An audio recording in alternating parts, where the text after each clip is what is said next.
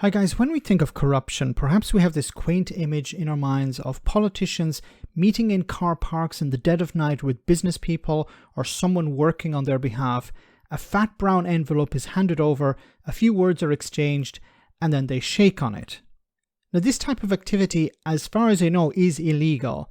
So in order to maintain the flow of money into politicians' pockets and political parties, new methods had been set up.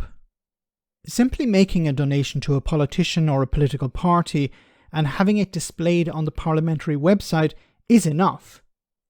Now, what that politician or party does in government following that donation is completely coincidental. A government contract for the company run by the donor, a job on the board for the MP in question when they lose their seat, or perhaps a piece of legislation benefiting the millionaire or company that was so kind to make the donation, is all within the realm of possibilities. So this brings us to Levelling Up Secretary Michael Gove, who appeared on the Sophy Ridge show on Sunday, basically saying corruption is fine as long as we can see it.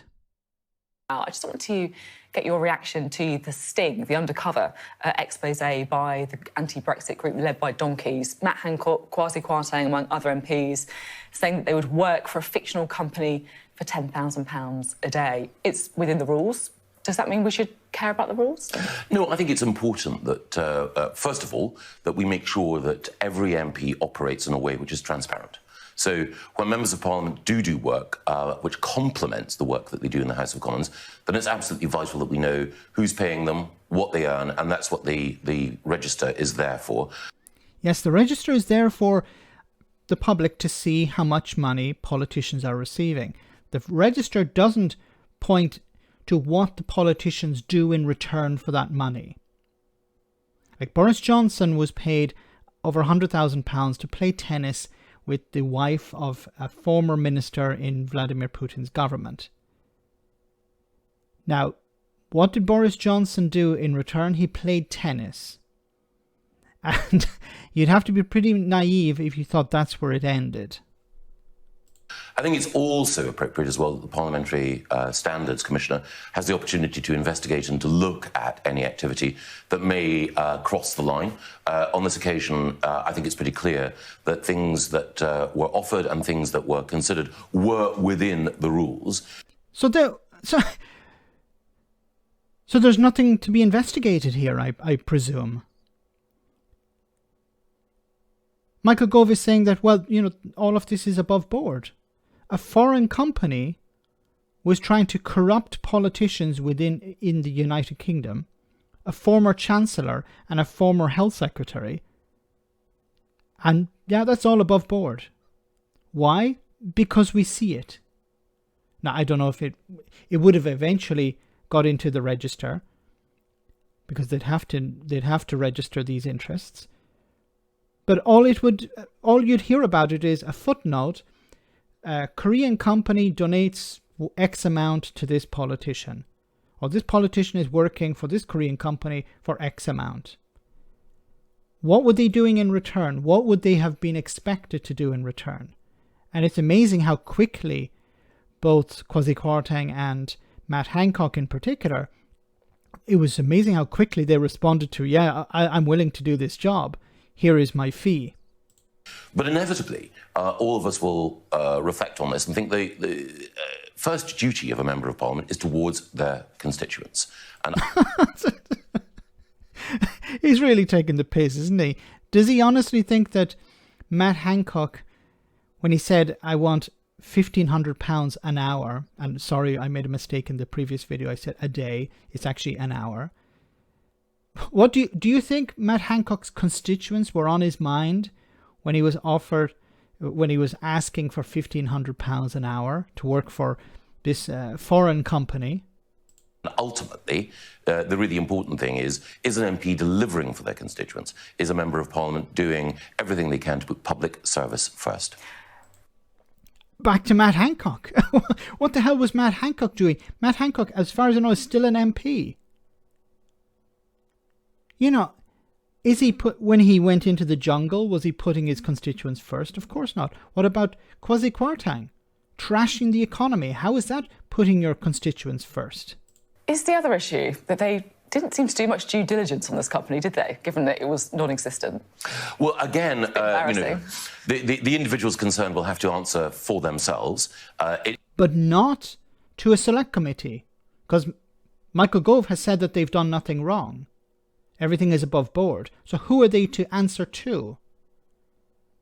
Is it at the next election? Is that it? It is the case that there are members of Parliament who do work for a variety of organisations that complements what they do. So, for example, Maria Caulfield, Health Minister, also works as a nurse. Dan Poulter, previously a Health Minister, works as a doctor. Isn't it convenient that he chose, professions that people are happy to see their MPs working in? Now, I actually have a problem with that. I don't think it's as serious as others, but when you have Tory MPs in particular, and it's generally Tory MPs, who are working for private companies, we're talking about private companies, not working as a doctor in an ER department. We're not talking about a nurse. We're talking about people who work for companies, businesses, big businesses, who are paying them huge amounts of money. And those politicians are selected because of their connections, because of their influence.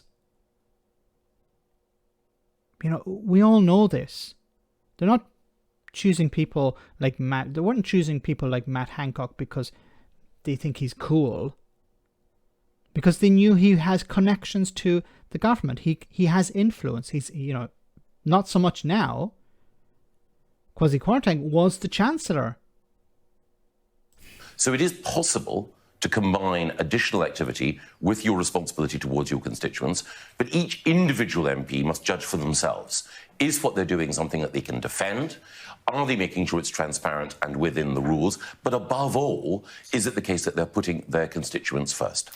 And at no point did he say, what are these people doing in return for the work that they're given, or the donations to the party or to the individual?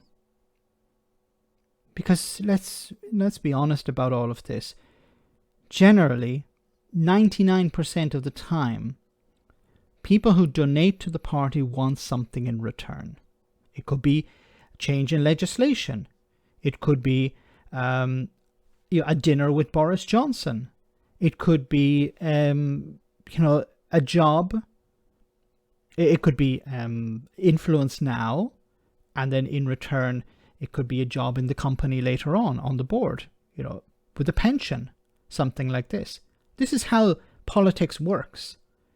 Unfortunately, people think that, voting is the way to change things. No, money changes things. We've seen it. If you want to influence politics, you invest in your politicians.